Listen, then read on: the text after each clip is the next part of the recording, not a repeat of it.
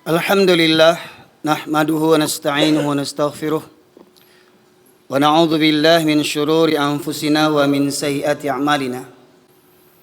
May yahdihillahu fala mudilla lahu wa may yudlilhu fala hadiyalah.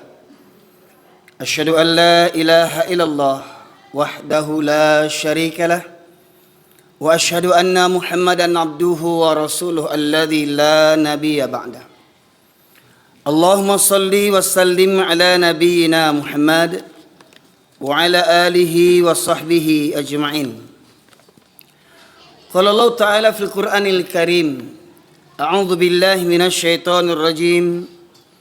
Ya ayuhan nasu taqu rabbakumul ladzi khalaqakum min nafsin wahidah wa khalaqa minha zawjaha wa batha minhuma rijalan katsiran wa nisaa'a. Wattaqullaha alladzi tasaaluna bihi wal arham innallaha kana 'alaikum raqiba. Wa qala ya ayyuhalladzina amanu taqullaha haqqa tuqatih wa la tamutunna illa wa antum muslimun. Amma ba'du ma'asyiral muslimin, usikum wa iyaya bitaqwallahi faqad fazal muttaqun. Kama qala Allah Ta'ala, inna akramakum indallahi atqakum. Masyaallah muslimin jamaah Jumat rahimakumullah.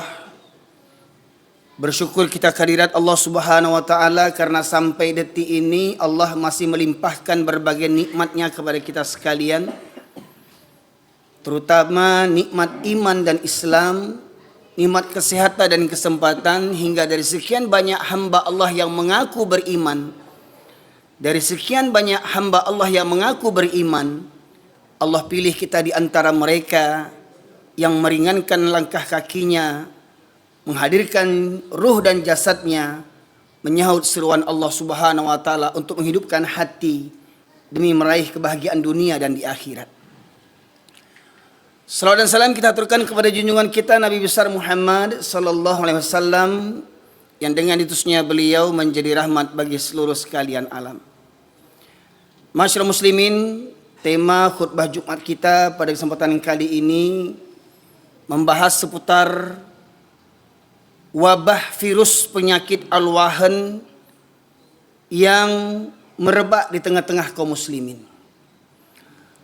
Dulu beberapa tahun yang lalu kita diguncangkan dengan wabah virus corona, hingga akhirnya masjid-masjid ditutup, bahkan pelaksanaan ibadah haji dan umroh pun ditiadakan. Begitu takutnya manusia menghadapi kematian. Namun anehnya, di masjid orang berjarak bermeter-meter, tetapi di pasar mereka tidak ada batasnya. Masyaallah muslimin rahmati oleh Allah, bagaimanapun kematian akan datang kepada kita, kena corona ataupun tidak. Namun kita melihat ketika corona terjadi, sungguh miris kita melihat orang-orang yang mati dikarenakan, mati dikarenakan, ya. Hingga akhirnya mereka tidak diselenggarakan sebagaimana fardu kifayah yang semestinya. Tidak dapat keluarga melepas kepergian saat sakaratul maut. Tidak dapat keluarga mungkin mencium dengan kasih sayang terakhir kalinya. Tidak dapat keluarga memandikan, mengafankan, menyolatkan, bahkan menguburkan. Itu merupakan suatu kedahsyatan bagi kita. Namun ternyata ada yang lebih dahsyat daripada itu. Dan corona itu tidak seberapa masyarakat muslimin. Kalaupun kita mati mungkin karena corona, tetapi apabila iman ada dalam hati kita, maka tidak perlu kita khawatirkan. Mati karena corona kah? Mati karena hancur ditembak bom kah? Mati berserakan-kah tubuh kita, isi perut kita? Itu tidak akan mengapa bagi orang yang beriman. Itu sangat kecil apabila iman, tauhid masih bersemayam dalam kolbu kita. Karena Rasulullah pernah bersabda, fa innallaha harrama 'alan nar man qala la ilaha illallah yabtaghi bidzalika wajhallah. Sesungguhnya Allah mengharamkan untuk neraka bagi siapa saja yang mengucapkan la ilaha illallah ikhlas dari hatinya, dan dengan ucapan itu dia hanya mengharapkan ridha Allah semata. bagaimanapun kematiannya, asalkan hakikat la ilaha illallah terpatri dalam jiwanya, maka sungguh Allah haramkan untuknya neraka. Sedetik pun tidak akan dijamah oleh neraka. Pertanyaannya, masyaallah muslimin, adakah kita benar mengucapkan kalimat la ilaha illallah, tidak ada ilah Tuhan selain daripada Allah? Benarkah kita memilih Islam sebagai agama yang terbaik satu-satunya? Innad dina indallahil Islam. Sesungguhnya agama yang diterima oleh Allah hanyalah agama Islam. Benarkah kita mengucapkan ikrar raditu billahi rabba wa bil islami dina wa bi Muhammadin nabiyya wa rasula? Aku redha Allah sebagai Rabbku, Islam sebagai agamaku, Muhammad sebagai nabi dan Rasulullah. Maka daripada itu, masyaallah muslimin, dalam kesempatan kali ini saya sampaikan hadis Rasulullah SAW dari riwayat Thauban radhiyallahu anhu, di mana Rasulullah SAW bersabda, yushikul umamu an tada'a alaikum kama tada'al akalatu ila qas'atiha. Faqala qail wa min qillatin nahnu yawma idzin, qala bal antum katsir walakinnakum gutha'un ka gutha'is sail. Wala yanza'anna Allah min suduri aduikum mahabbata minkum wala yaqdhifanna Allah fi qulubikumul wahn. Faqala qail wa mal wahn ya Rasulullah? Hubbud dunya wa karahiyatul maut. Rawahu Abu Daud wa Imam Ahmad. Dalam riwayat ini Rasulullah bersabda, akan datang suatu zaman nanti kalian umat Islam akan diperebutkan seperti mana orang-orang lapar memperebutkan makanan. Makna yang tersirat di balik yang tersurat, diperebutkan seperti mana orang-orang lapar memperebutkan makanan, maknanya adalah mereka, kalian umat Islam, akan diperangi oleh kalangan orang-orang yang membenci Islam, dari kalangan orang-orang kafir, orang-orang musyrik, dan orang-orang munafik. Seperti mana dalam kalimat takbir yang kita kumandangkan, walau karihal kafirun, walau karihal musyrikun, walau karihal munafikun. Sesungguhnya orang kafir, orang musyrik, bahkan orang munafik. Siapa orang munafik ini? Penampilannya Islam, KTP-nya Islam, tetapi hatinya busuk, lebih busuk daripada orang-orang kafir. Berada dalam barisan kita, berada dalam saf kita, penampilannya sama dengan kita, janggutnya panjang, jubahnya labuh, jidatnya hitam, tetapi mentalnya mental munafik, masyaallah muslimin. Sidang jamaah Jumat rahimakumullah. Dalam hadis ini Rasulullah menegaskan, akan datang nanti masanya kalian umat Islam akan diperangi seperti mana orang-orang lapar memperebutkan makanan, hingga Islam itu hancur berserakan menjadi serpihan-serpihan kecil. Lantas ada sahabat yang bertanya, apakah ketika itu jumlah umat Islam minoritas ya Rasulullah? Apakah ketika itu umat Islam jumlahnya sedikit? Bahkan kata Rasulullah, ketika itu kalian jumlahnya banyak, kalian jumlahnya mayoritas di negeri itu, tapi banyaknya kalian seperti buih di atas air.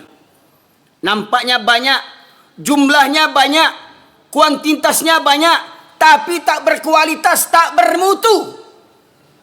Hanya bangga dengan mayoritas. Oh, kami umat yang mayoritas.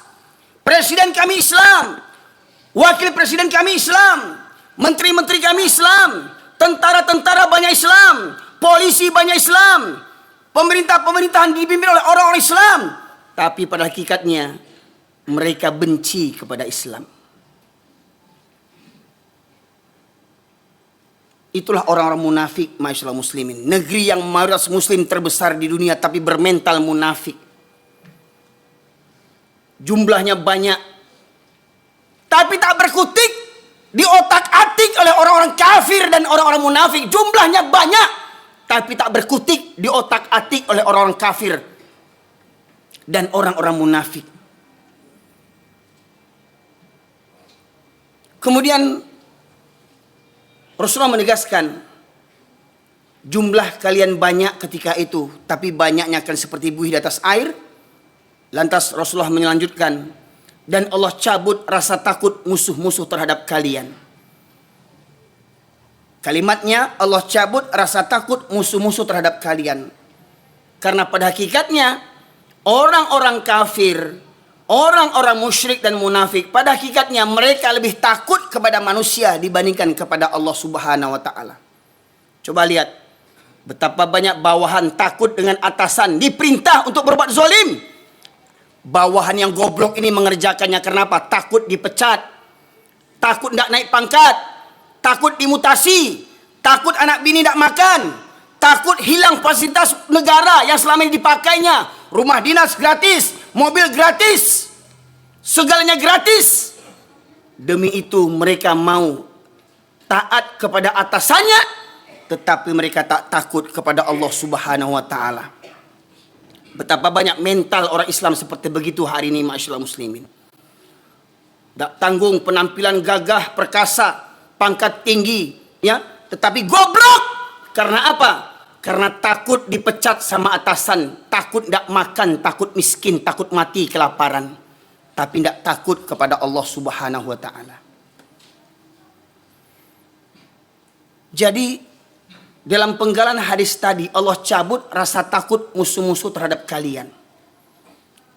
Jadi maknanya orang kafir yang segelintir itu, orang kafir yang sedikit itu tidak merasa takut berada di tengah negeri yang penduduknya mayoritas Islam. Karena apa? Karena mayoritas umat Islam di negeri itu adalah orang-orang yang cinta dunia dan takut mati. Demi pangkat dan jabatan, rela memberikan suap kepada rakyat. Demi apa? Tolong coblos saya nanti ketika pileg, ketika pilpres. Ini dananya sekian, modal pemilu sekian, miliar-miliaran, triliun-triliunan untuk modal pemilu. Demi apa? Menyogok, menyumbat mulut-mulut rakyat. Dan kalaupun mereka terpilih jadi presiden, terpilih jadi menteri, terpilih jadi gubernur, nggak usah kaget masyaallah muslimin yang dirahmati Allah. Allah menegaskan, falamma nasu ma dzukiru bih fatahna alaihim abwaaba kulli syai' hatta idza farihu bima utu akhadnahum baghtatan wa hum mublisun. Surat Al-An'am ayat 44. Dan ketika seseorang itu mendurhakai ayat-ayat Allah, ketika mereka mendustakan ayat-ayat Allah, tidak takut, tidak tahu mana yang halal, mana yang haram jadi halal, yang halal jadi haram, takut kepada manusia dibandingkan takut kepada Allah. Orang yang begini kata Allah, maka akan kami bukakan pintu-pintu kesenangan. Jadi nggak usah heran kalau ada orang zolim jadi pejabat, orang zolim jadi presiden, orang zolim jadi gubernur, jadi wali kota, jadi tentara, jadi polisi, koruptor, agen narkoba, membunuh nyawa orang tanpa merasa berdosa. Tidak perlu takut, masyaallah muslimin. Allah naikkan pangkat celakamu itu. Kau naik pangkat, kau terpilih jadi presiden, jadi gubernur, jadi DPR. Karena apa? Karena kezolimanmu. Allah berikan semua kesenangan-kesenangan. Hingga ketika kau merasa bangga dengan kezolimanmu, hingga kau merasa bangga dengan kekuasaanmu seperti kekuasaan Fir'aun, kau buat undang-undang untuk melegalkan kezolimanmu. Maka Allah katakan, Allah bukakan semua pintu-pintu kesenangan. Kau terpilih jadi presiden kesekian kalinya, kau terpilih jadi anggota dewan, kau naik pangkat, dapat penghargaan. Tetapi kau fitnah orang-orang Islam. Kau fitnah orang-orang Islam. Kau fitnah para ulama, kau penjarakan para ulama yang jujur. Hingga tinggal ulama-ulama penjilat. Maka ketahuilah, Allah bukakan pintu-pintu kesenangan. Ketika kau berbangga dengan kezolimanmu itu. Ketika kau berbangga dengan jabatan yang kau dapatkan dengan cara yang zolim. Maka kata Allah, maka akan kucabut nikmat itu secara tiba-tiba hingga engkau terdiam berputus asa. Pertanyaannya, masihkah orang Islam di negeri yang mayoritas ini beriman kepada Allah Subhanahu wa taala? Masihkah mereka beriman ada hari perhitungan? Masihkah mereka beriman ada hari pengadilan yang maha adil? Tidak seperti pengadilan di dunia ini, hukum bisa dibeli, jaksa, pengacara, hakim, semuanya koruptor. Penegak hukum, mereka yang melanggar hukum. Ma'asyiral muslimin, seakan-akan mereka merasa dunia inilah selama-lamanya hidup di dunia. Dan seakan-akan mereka tidak percaya ada hari pengadilan. Ada raja di atas raja, ada penguasa di atas segala penguasa. Allah Subhanahu wa taala yang Maha Adil. Cepat atau lambat orang-orang zalim ini akan dimusnahkan oleh Allah Subhanahu wa taala. Tidak di dunia, pasti di akhirat. Kemudian masyarakat muslimin yang dirahmati Allah, berkaitan tentang penggalan hadis tadi yang berbunyi Allah cabut rasa takut musuh-musuh terhadap kalian. Terungkap kemakar daripada orang-orang kafir disampaikan oleh Dr. Jazri, seorang ketua DKM Masjid Jogokarian, yang juga dipetik daripada buku Misteri Salat Subuh yang ditulis oleh Dr. Ragib Asirjani, seorang ulama dan cendekiawan muslim di Mesir. Terungkap perkataan seorang tokoh Yahudi bernama Goldamir. Apa kata mereka? Apa katanya? Kita orang kafir Yahudi tidak perlu takut kepada umat Islam. Selagi umat Islam masjidnya di waktu subuh tidak seramai seperti waktu sholat Jumat. Selagi masjid-masjid umat Islam di waktu subuh tidak seramai seperti waktu sholat Jumat. Jadi mereka mengukur kekuatan umat Islam itu diukur daripada kekuatan dengan keadaan jamaah sholat subuh. Mereka mengukur kekuatan umat Islam dari kehadiran kaum muslimin waktu sholat subuh. Karena pada hakikatnya mereka pun beriman akan hadis yang sampaikan Rasulullah. Dua sholat yang berat bagi orang munafik adalah sholat isya dan subuh berjamaah. Kalau sholat Jumat laki-laki bisa hadir. Penjudi datang hari ini. Pecandu chip datang hari ini. Orang zolim koruptor datang hari ini sholat Jumat. Di mana-mana masjid mereka datang hari Jumat. Namun mereka berat datang sholat subuh berjamaah. Rutin, secara rutin. Karena kata Rasulullah, dua sholat yang berat bagi orang munafik adalah sholat isya dan subuh berjamaah. Sebagaimana kata Buya Hamka, kalau kau ingin melihat orang Islam, lihat waktu sholat hari raya. Laki-laki perempuan pendosa keluar semuanya. Kalau kau ingin melihat laki-laki muslim, lihat hari Jumat. Maka datang, yang sholat seminggu sekali datang ke masjid. Ya, yang masih ngobrol di luar, merokok-merokok, main handphone, duduk di parkiran, otak tak punya. Islam 7 keturunan tak mengerti juga lagi, masuk kau ke masjid. Karena ketika khotib sudah naik mimbar, malaikat yang menjaga pintu masjid mencatat para yang hadir. Malaikat menutup bukunya dan duduk mendengarkan khutbah. Ini masih banyak di masjid-masjid kita saksikan laki-laki goblok sambil merokok duduk di parkiran main handphone. Orang khutbah sudah dijalankan. Pertanyaannya, lai bau tak orang tu lai? Lah baru lama masuk Islam. Batosat karihna kaji. Lunak kaji itu untuk orang yang baru masuk Islam. Ya belunak-lunak kaji. Ini udah Islam 7 keturunan tak mengerti juga lagi. Di mana otakmu? Maka kata Allah, afala ta'qilun? Afala tafakkarun? Apakah kamu tidak menggunakan akalmu? Apakah kamu tidak berfikir? Suka berlambat-lambat datang ke masjid hari Jumat.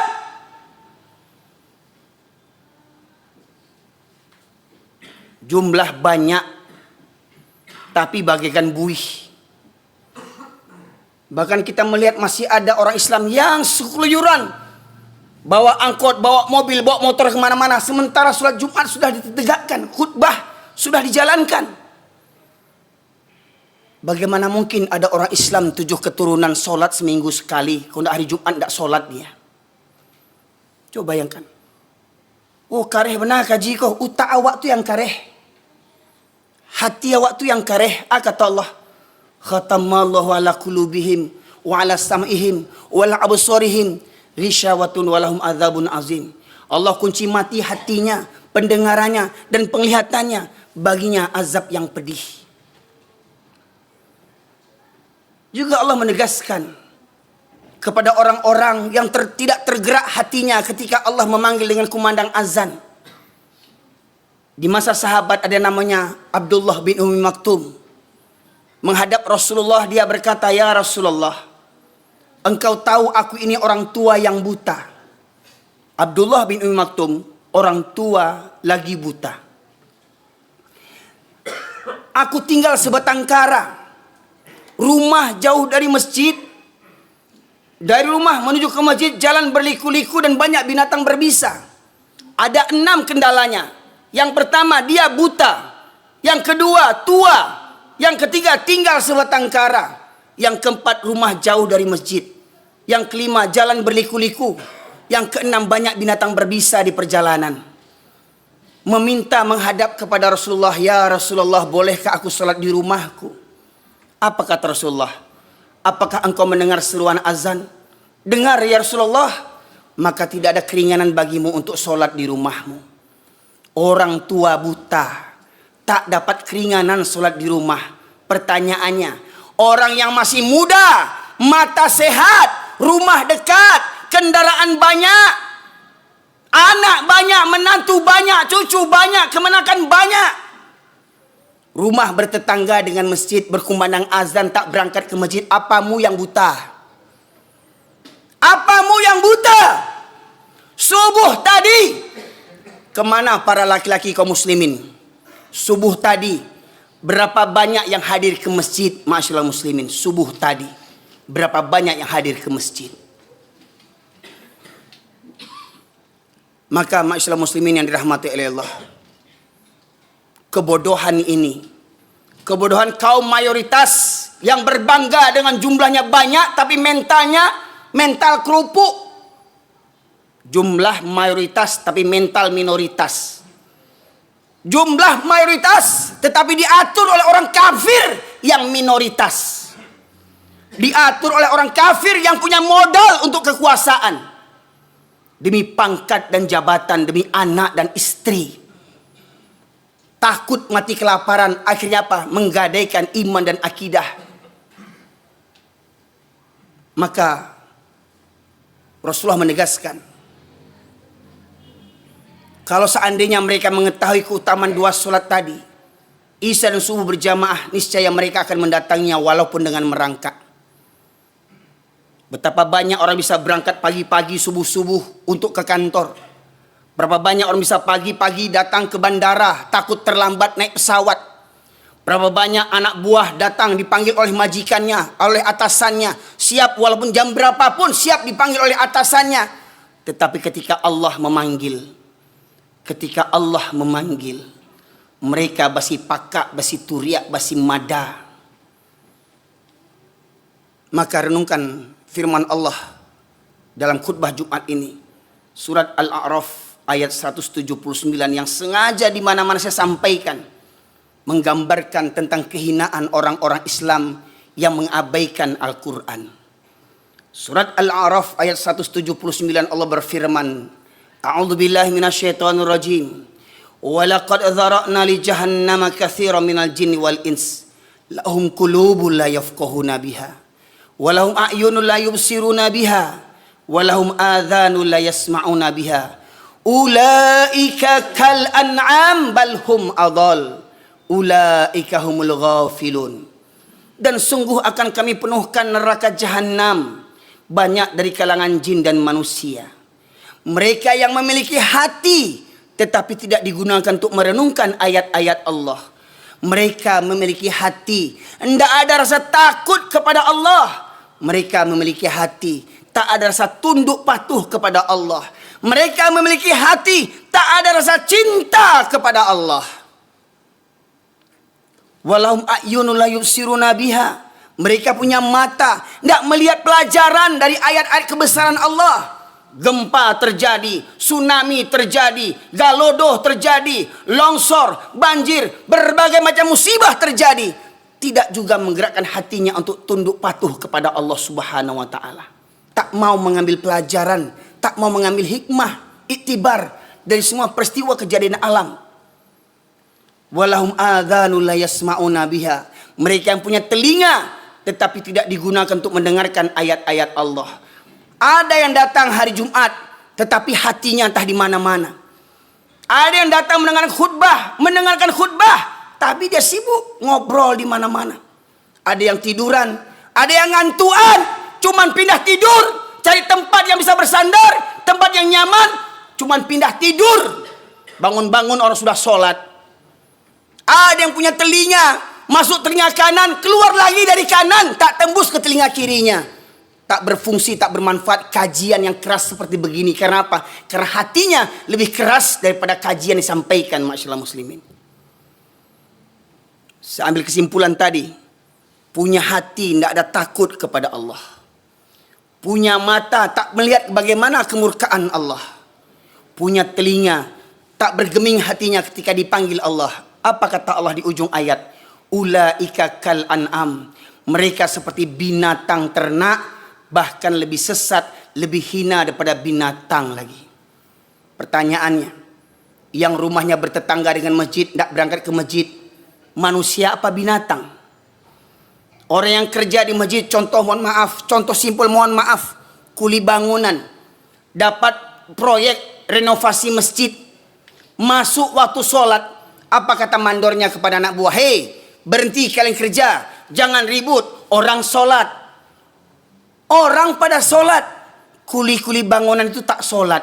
Pertanyaannya, kenapa? Karena kuli bangunan itu bukan orang, dia binatang. Kerja di masjid tak tergerak juga hatinya untuk sholat, masyaallah muslimin. Bayangkan, tinggal berwudu masuk, sementara orang jauh-jauh datang ke masjid. Orang sedang sibuk-sibuk datang ke masjid. Ini di masjid kerjanya, di masjid tetangganya, rumahnya berdekatan dengan masjid, berkumandang azan 5 waktu, tak berangkat ke masjid. Tapi kurang ajarnya, sekali ke masjid di depan imam tegaknya, sekali ke masjid di depan imam berbaringnya. Betapa kurang ajarnya, semasa hidup malas ke masjid. Sekali ke masjid berbaring di depan imam, tak ada adabnya. Itu manusia yang malas sholat, masyaallah muslimin. Maka orang yang tak peduli dengan keutamaan sholat berjamaah, orang yang tak tergerak hatinya dipanggil untuk sholat berjamaah 5 waktu. Ingat, bukan kata saya, firman Allah surat Al-A'raf 179. Mereka seperti binatang, bahkan lebih sesat, lebih hina daripada binatang lagi. Fa'tabiru ya ulil albab la'allakum turhamun. Allahumma salli wa sallim wa zid wa an'im wa tafaddal wa barik bi jalalika wa kamalika ala zahir ubalik Abi Qasim sayyidina wa maulana Muhammad salli wa sallim wa radiyallahu tabaraka wa ta'ala an kulli sahabati rasulillahi alaihim ajma'in.